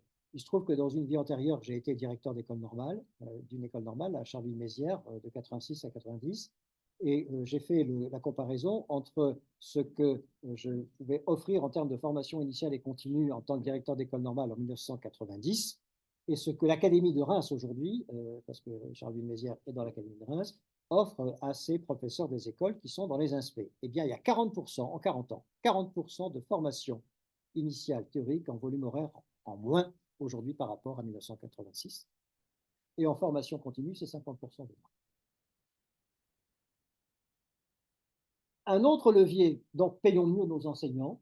Si on les paye mieux, on en recrutera de meilleurs et on aura de meilleurs résultats. Ça aussi, c'est très documenté au niveau international. Dans les pays où les enseignants se sentent bien à l'aise dans leur métier, les résultats sont meilleurs qu'en France. Un autre levier, c'est évidemment la manière dont on répartit les élèves dans les écoles, dans les collèges et les lycées. Et là, on va parler à 2 mots de la mixité sociale et scolaire. Tu me laisses encore 2 minutes? Oui, vas-y, mais 2 minutes. 2 minutes. Donc, ça, on n'a pas le temps, mais je peux laisser le diaporama avec le séparatisme social aggravé par ce qui se passe aujourd'hui dans l'enseignement privé. L'enseignement privé, d'ailleurs, comme vous le savez, financé à 76% sur des crédits publics, sans contrepartie. Ça, c'est la Cour des comptes qui vient de le dire dans un rapport, on pourra en parler tout à l'heure. Alors qu'on sait que la mixité sociale, et ça c'est une recherche qui vient de sortir, c'est pour ça que je vous montre ici sa conclusion, plus les élèves de milieux défavorisés évoluent dans des classes de niveau et à la composition sociale hétérogène, plus ils ont de chances de poursuivre des études supérieures et moins il y a de risque de décrochage. La mixité sociale a aussi des effets relativement forts et bénéfiques sur les compétences non cognitives. Être avec d'autres enfants, d'autres milieux, c'est un renfort de l'estime de soi, la confiance en sa capacité à réussir scolairement si on fournit des efforts. Et ces effets sont bénéfiques pour tous les élèves, quel que soit leur milieu social d'origine. Ça, c'est une recherche qui vient de sortir. En fait, tout ce que je suis en train de vous dire, c'est pour vous montrer que la question des inégalités à l'école française, le fait qu'en France, le poids des origines sociales pèse autant, c'est pas vraiment une question technique. Budgétaire, on sait ce qu'il faudrait pour rééquilibrer, pour faire mieux former, mixité sociale, accompagner les élèves. On sait ce qu'il faudrait faire.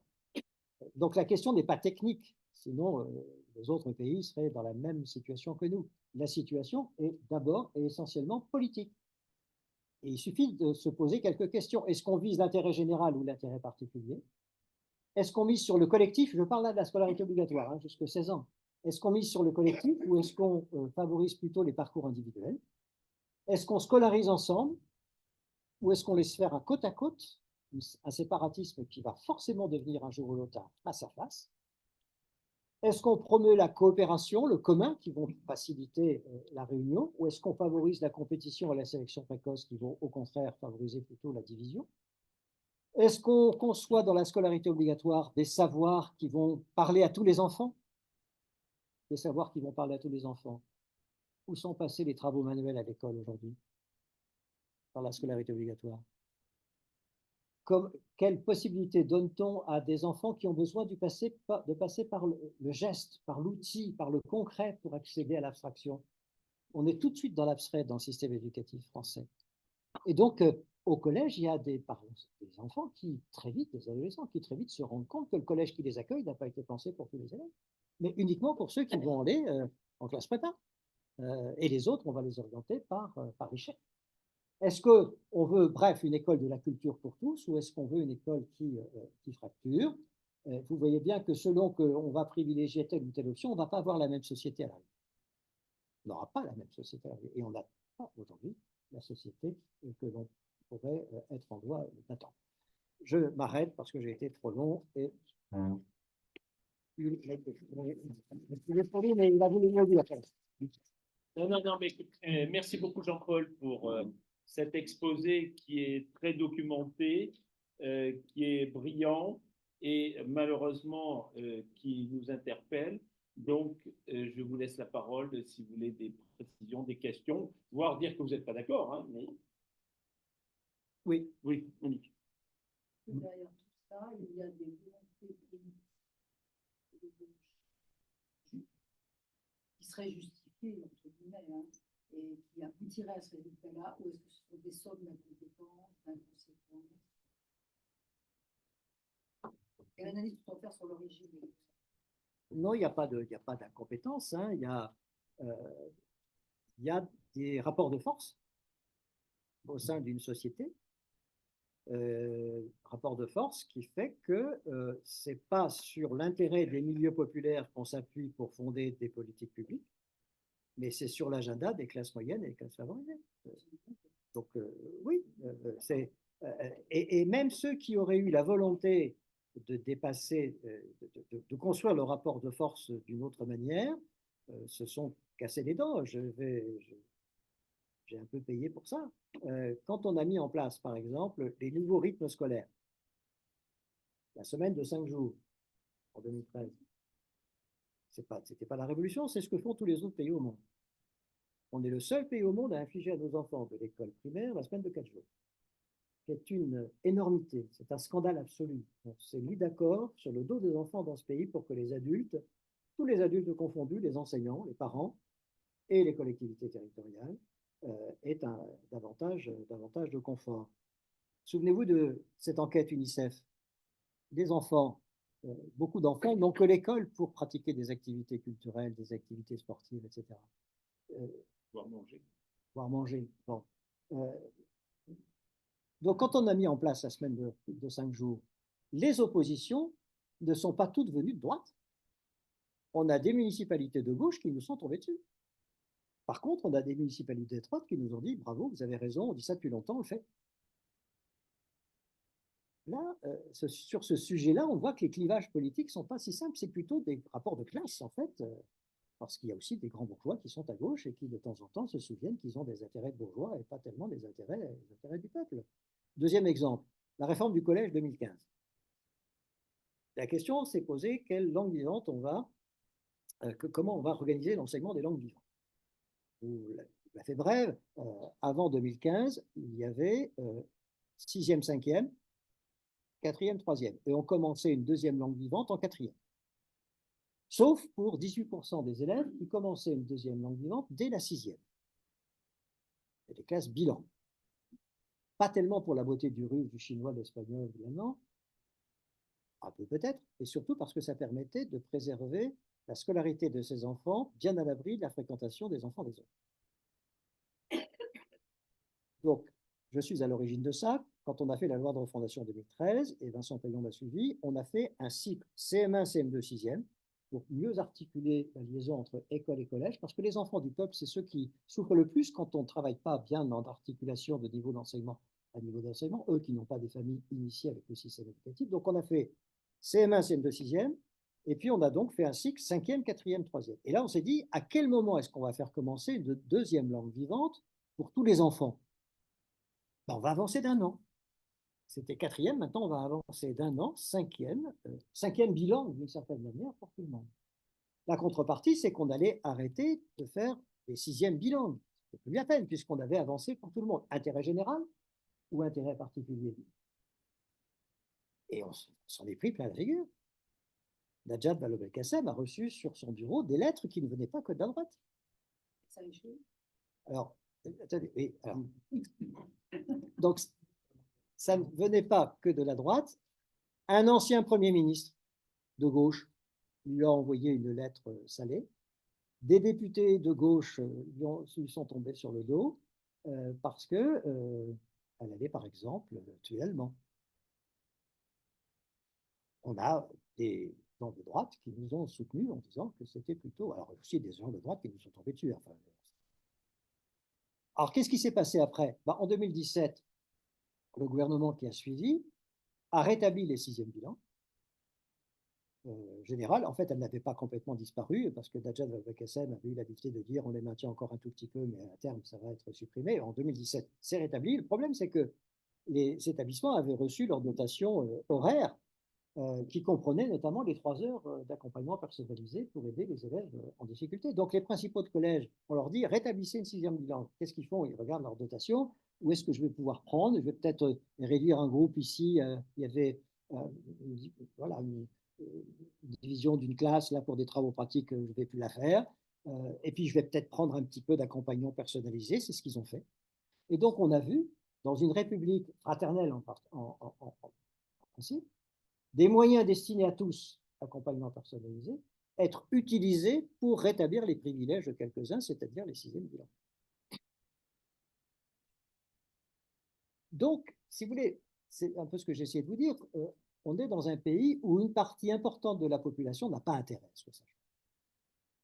Parce qu'il y a des places à garder, il y a et donc les milieux populaires qui auraient intérêt, eux, à ce que ça change, on ne les entend pas dans les médias, et ils ne sont même plus du tout relayés par les partis politiques ou alors par un parti politique qui pose un sacré problème sur le plan républicain. Sur la semaine de 4 jours, le scandale dans cette affaire, c'est qu'on a interrogé les parents, le ministère, l'ADEP a interrogé les parents en 2017, qu'est-ce que vous préférez, vous les parents, 4 jours ou 5 jours? Massivement, les classes moyennes et classes favorisées plébiscitent les 4 jours. Forcément, leurs gamins sont au poney club, au conservatoire, à Academia le mercredi. Mais que font les enfants du peuple le mercredi quand ils ne sont pas à l'école? Voilà. Et donc, les parents des milieux populaires ont plébiscité, eux, la semaine de 5 jours. Veulent 5 jours. Ah oui, il n'y a que l'école pour émanciper leurs enfants. Et on ne les a pas écoutés.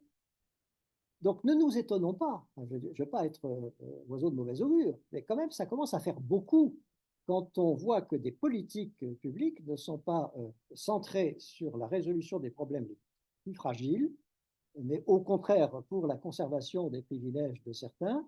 Ne nous étonnons pas qu'à certains moments, il y ait une coupure au sein de la société française entre une partie de la population qui dit votre République, elle ne me concerne pas.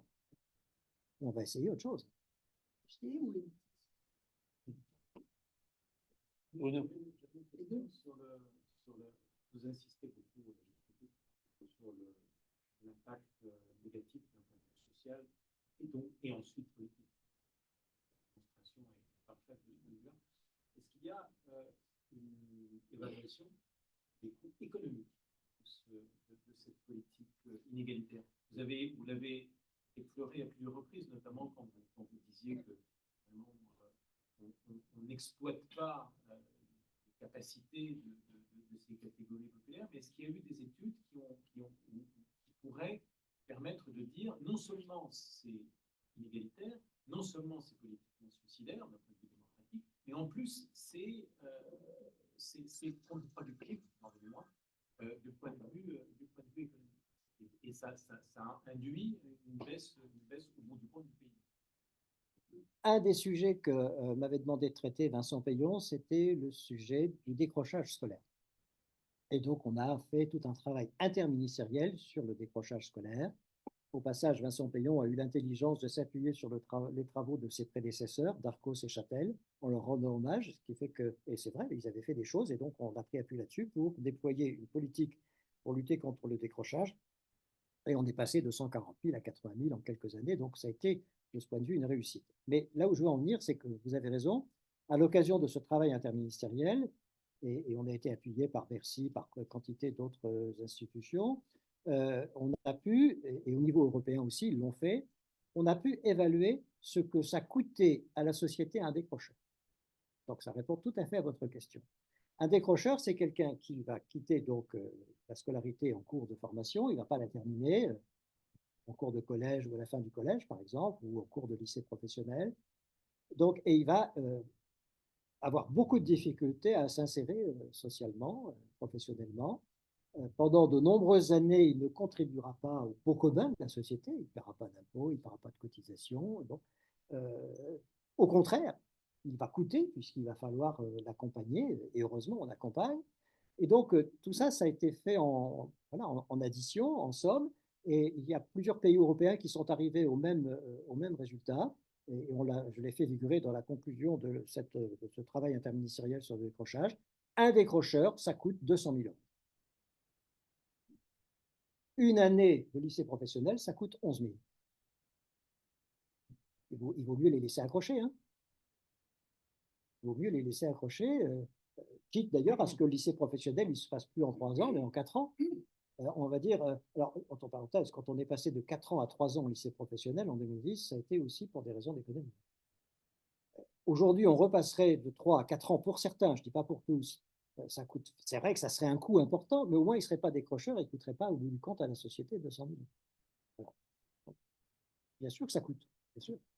Il y avait une autre étude qui avait été faite il y a assez longtemps qui disait que ça coûte à peu près aussi cher de prendre un SDF qui a des problèmes de santé et de le ramener d'en faire quelqu'un qui retravaille, etc., que de former un ingénieur de grande école. Oui, alors même sans aller là, il se trouve qu'à Apt, je suis aussi administrateur d'une association qui s'appelle Zouvaille, on y va, en provençal, et qui est expérimente territoire zéro chômeur de longue durée. Je ne sais pas si vous avez entendu parler de ça. Donc on a 82 salariés en CDI qui sont des chômeurs de longue durée, d'anciens chômeurs de longue durée, et c'est exactement ça, c'est-à-dire que ATD Carmont, d'autres associations, Secours catholique, Secours populaire, en 2016, ont réussi à persuader le gouvernement de l'époque, donc François Hollande, d'expérimenter cette idée simple, c'est qu'un chômeur coûte de l'argent, il ne rapporte pas à la société, donc on a fait une somme de tout cela, on sait combien ça coûte un chômeur, donnez-nous l'argent, nous, on le fait travailler, et on essaie de le réinstaller dans sa dignité de femme, d'homme, et pour qu'il se réinscrive dans la société. Et donc, c'est exactement ce qui a été fait dans la loi de 2016. Les territoires zéro chômeur reçoivent en dotation ce que coûte un chômeur à la société, ils les emploient, et ça a été reconduit en 2021, c'est de 5 ans en 5 ans, on espère que ça va être reconduit en 2026. Donc, oui, bien sûr. Vous avez évoqué des sortes de questions quantitatives que je ne maîtrise pas du tout, mais pour revenir à des aspects plus qualitatifs. Vous avez évoqué la question du contenu d'enseignement, notamment le lycée. Je voulais simplement en rajouter une petite couche sur un exemple que vous avez pris, l'établissement qui est obligé de prendre sur la dotation de l'accompagnement personnalisé pour remettre en service ces fameuses classes blanches. Le même sort a été plus ou moins réservé aux fameux enseignements pratiques interdisciplinaires qui ont été mis en place justement par la réforme du collège pour tenter, alors qu'il n'était pas question de remettre à l'honneur des travaux manuels éducatifs comme j'ai pu en connaître moi-même en étant élève, mais au moins des approches renouvelées qui pouvaient permettre effectivement à des élèves de s'investir dans des démarches de projet. Toutes les écoles d'ingénieurs, même les masters universitaires, offrent à leurs élèves une part de l'enseignement qui est sous forme sur notre projet. C'est inconcevable que dans l'enseignement scolaire, ça soit quasiment inexistant. Il y a eu des tentatives avant, mais qui ont disparu. Alors, Blanquer a été très malin de ce point de vue-là. Il ne les a pas supprimés officiellement, mais il les a fait ouvrir de bonnes raisons matérielles. C'est-à-dire que les établissements ont été obligés de puiser sur cette dotation-là des heures d'enseignants qui étaient consacrées à ça. Et du coup, avec moins d'heures, les enseignants pouvaient moins faire. Ça a aussi quand même rencontré la réticence, frilosité d'une partie non négligeable du corps enseignant à se lancer dans une activité de ce type qui ne correspondait pas finalement à leur identité professionnelle qui était strictement disciplinaire et qui donc leur faisait sortir de leur zone de confort. Donc finalement, il y avait une espèce de conjonction des opposants finalement. Et aujourd'hui, je crois savoir si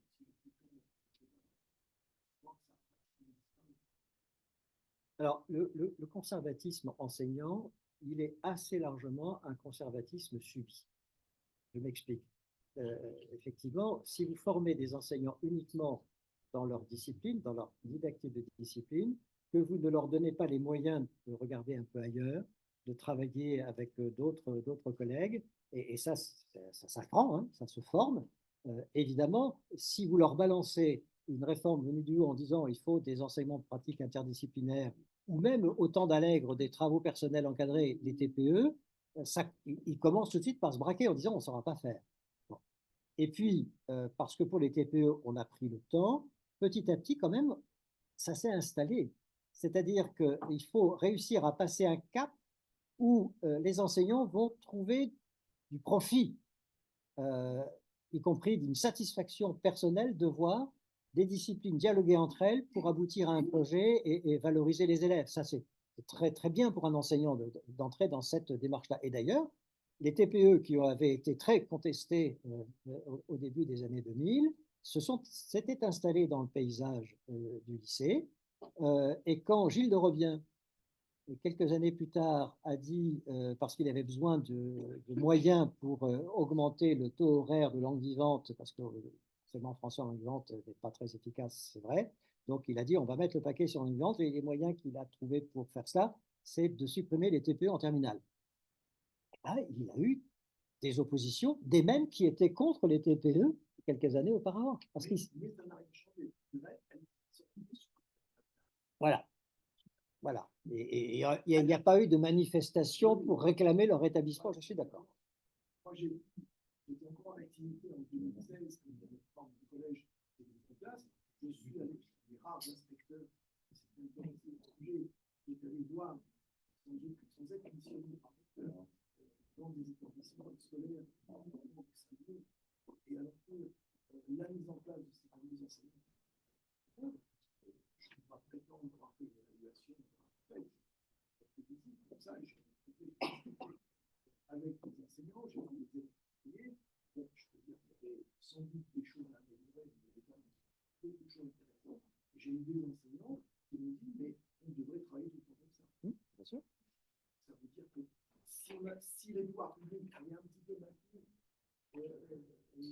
l'affaire, avaient maintenu la pression sur le sujet avec la vernis, aujourd'hui, il existerait qu'il nous aurait apporté bouleverser tout le paysage, quelque chose. Alors, j'ai mis là, mais vous l'aurez parce que je laisserai le diaporama, ce que j'appelle moi ma liste de courses. Si on veut que les origines sociales pèsent moins sur le destin scolaire dans notre pays, il n'y a pas des choses extraordinaires à faire. On sait à peu près ce qu'il faudrait faire. Et donc, vous en avez une liste là qui peut paraître longue, mais elle couvre à peu près tous les champs de ce qui serait possible de faire. Et ça ne représente pas un obstacle absolument insurmontable.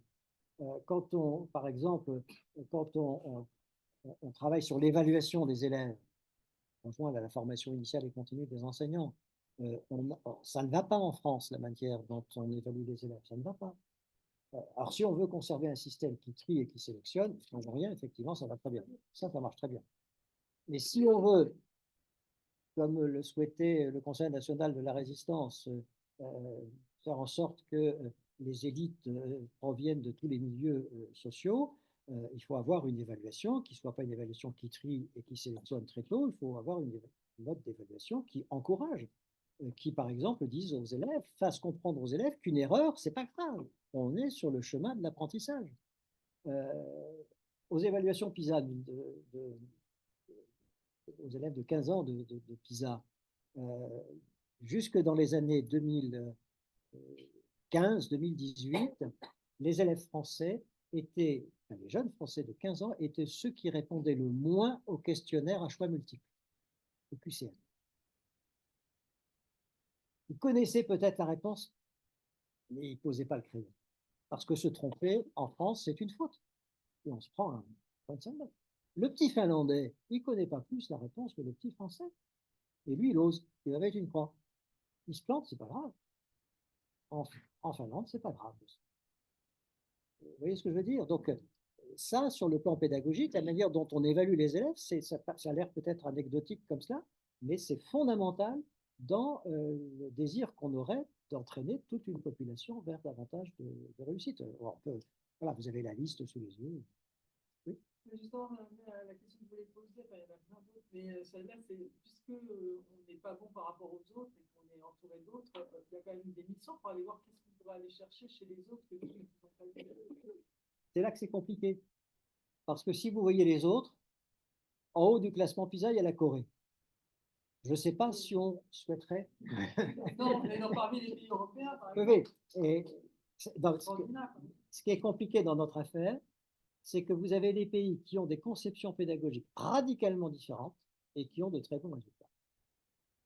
Et donc, aller piquer aux uns, c'est extrêmement compliqué. Je pense qu'il faut qu'on raisonne en français, avec le passé qui est le nôtre, qui n'a pas que des défauts, mais quand même qui a de lourds défauts. Et donc, c'est au sein même de notre pays, de nos propres forces, qu'il faut trouver la volonté d'améliorer le système éducatif. Alors, ce n'est pas interdit d'aller voir ailleurs, notamment sur les méthodes d'évaluation. Il peut y avoir des choses intéressantes. Il y a pédagogique, on peut regarder. Oui, bien sûr, sur la pédagogie, il suffit d'écouter les jeunes.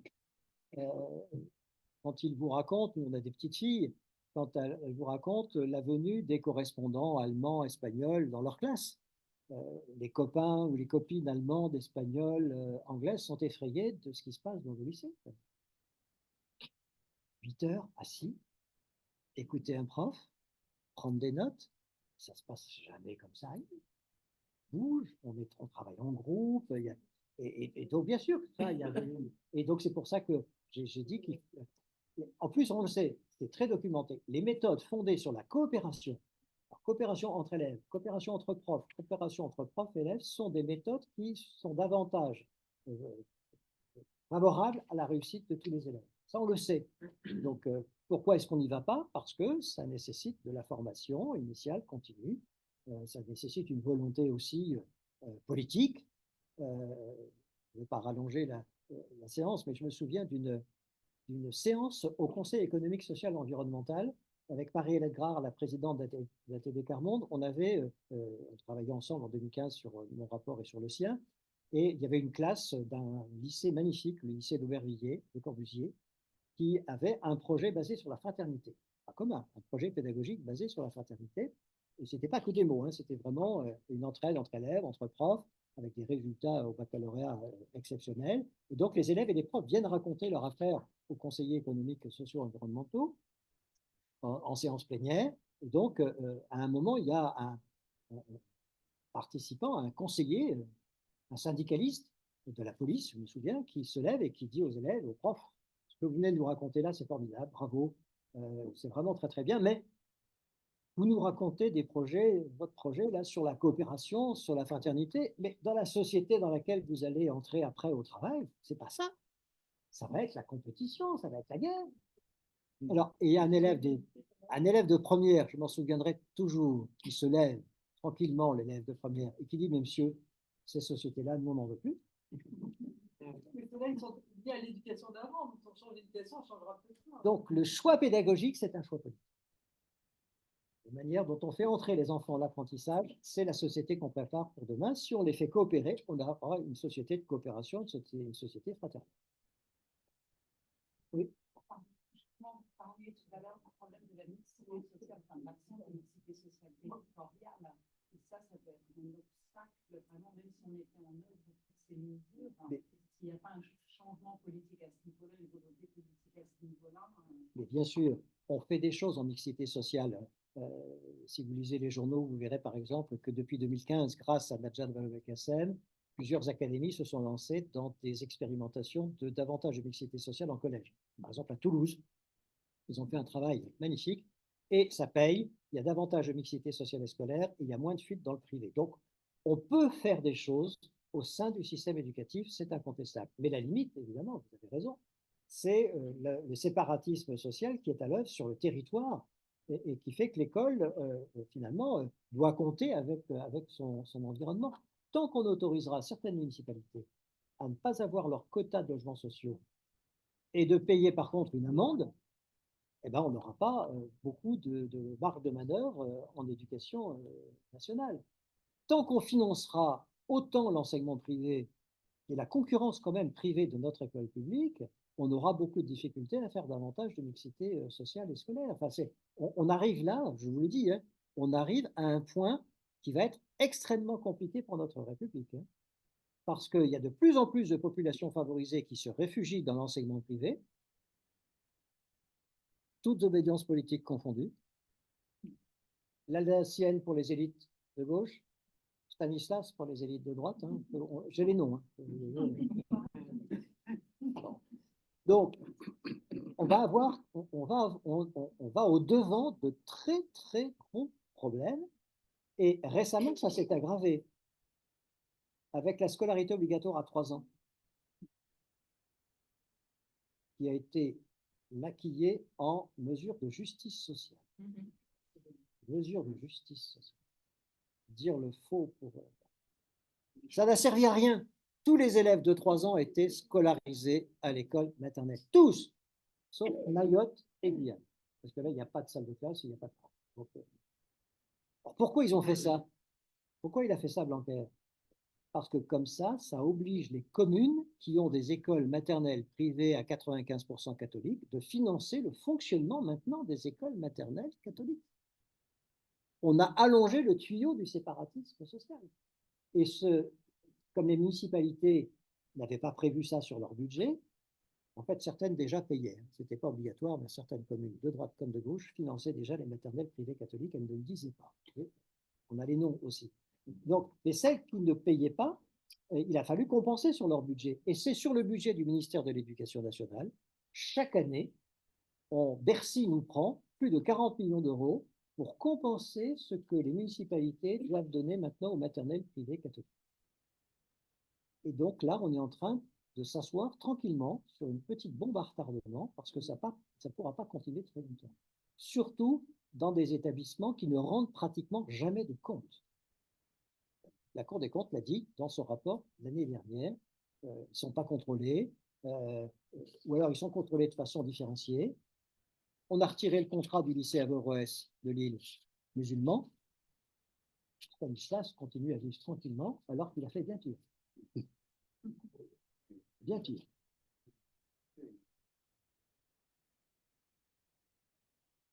Bon, une dernière question. Dernière question. Justement, vous avez mis un très beau programme, mais vous nous dites que même pendant les gouvernements de gauche, finalement, il y a un tel conservatisme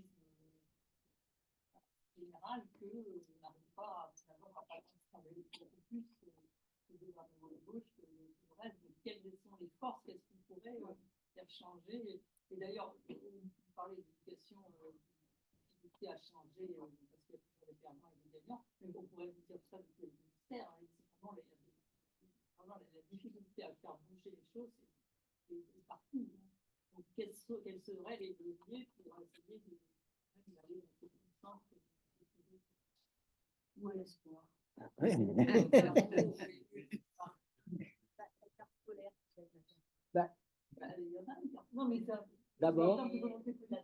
D'abord, c'est ce que j'essaie d'écrire, il faut que le débat sur l'école sorte du débat entre experts, entre initiés, et il faut en faire un véritable débat citoyen.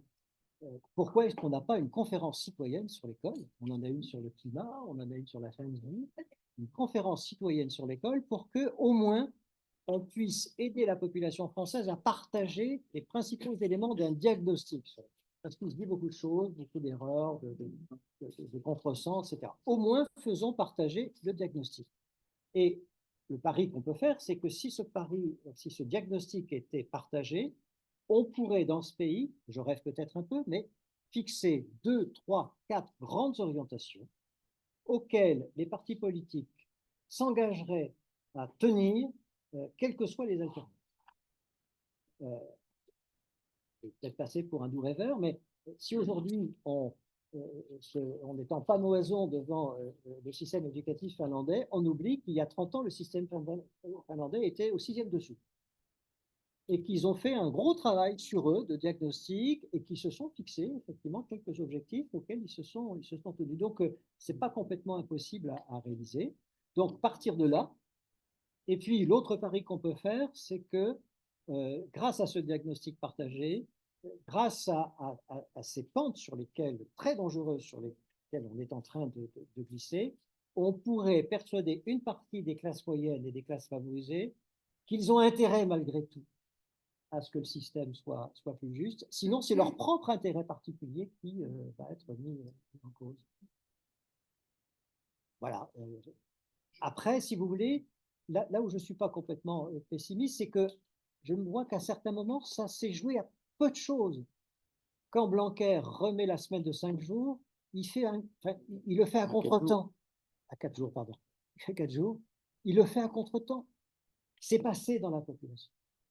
Les élus qui renaclaient, finalement, ils payaient parce qu'ils voyaient que ça avait un impact sur les jeunes, les activités périscolaires, culturelles, etc. Ils voyaient que dans la population, ça passait bien. C'était de l'argent, mais c'était de l'argent bien placé. Et donc, même les enseignants, et les enseignants, je ne les blague pas parce que le temps scolaire des enfants, ça a été historiquement dans le pays le moyen de les payer. On ne les paye pas davantage, on leur donne du temps, pris sur le temps des enfants. À l'école primaire, 30 heures, 27 heures, 26, 24. C'est comme ça que ça a décliné, parce qu'on ne les payait pas, donc on leur a donné du temps. Donc moi, je ne blâme pas les enseignants. Quand on leur demande de travailler 5 jours alors qu'on ne les paye pas davantage, ils font la tête, donc, bien sûr. Mais ça s'est joué à peu de choses. En 2017, pourquoi ils remet la semaine de 4 jours alors que ça passait? Ça se joue à très peu de choses. Pour des raisons quasiment idéologiques. Mais oui. Purement. Parce que l'école commence en 2017 pour Blanquer et tout ce qui s'est fait avant était nul. Faire bouger les choses. À une époque où la menace et la droitisation de l'opinion était importante, aujourd'hui, je crains qu'un débat sur l'école, sur toute la société, soit moins productif que vous l'espérez. Ah non, mais c'était ma version optimiste tout à l'heure, mais je ne suis pas non plus, je ne ferme pas les yeux. Et je fais comme vous le pari que rétablir le redoublement à l'entrée en 6e, faire du brevet du collège un barrage pour l'entrée en seconde, ça ne sera pas impopulaire dans la population. Bien sûr. Bien sûr. Parce que dans une période de crise, ce n'est pas propice à la fraternité et à la solidarité. Dans une période de crise, c'est le sauf qui peut. Hein, même si j'écrase la tête de mon voisin, et mon enfant s'en sortira. Voilà. Bon, écoute, merci beaucoup Jean-Paul.